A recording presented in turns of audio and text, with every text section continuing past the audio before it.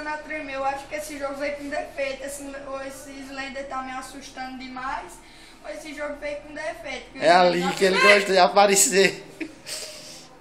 Não. Não, Daniel. Eu tô com medo. Fica, Que porra é se aquilo? ficar parado, ele vai aparecer.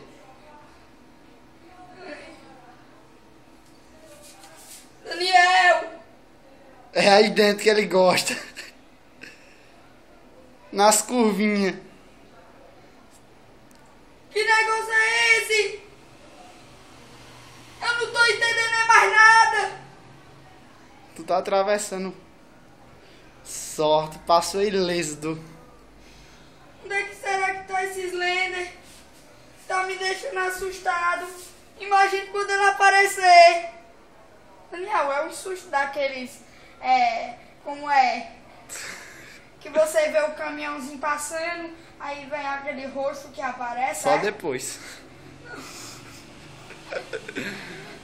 Como é que tu gosta de me ver sofrer, Daniel? Daniel, o que é que eu faço? O que foi isso? O quê? Eu escutei um negócio. É ele atrás de tu. É sério, é?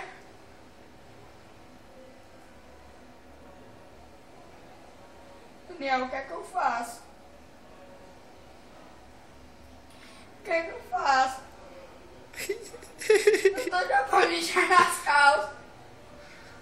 Não, é sério, eu tô com medo.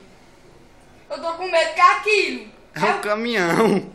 Eu acho que tem uma coisa atrás dele, hein?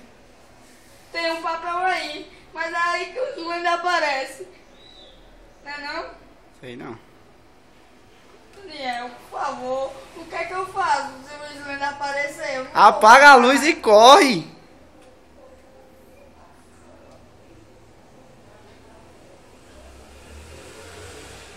Tô preparado. Se eu girar, eu vejo ele, né? Provavelmente. Ei!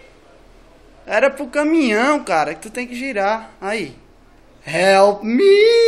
Help me! Help me! Chega mais perto. É um momento de muita tensão!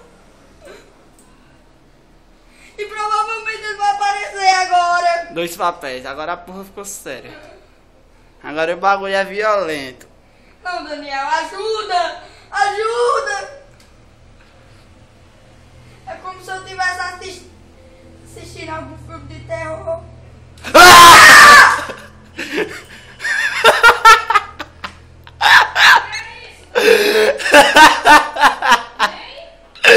Foi o jogo aqui. E o jogo sai sozinho?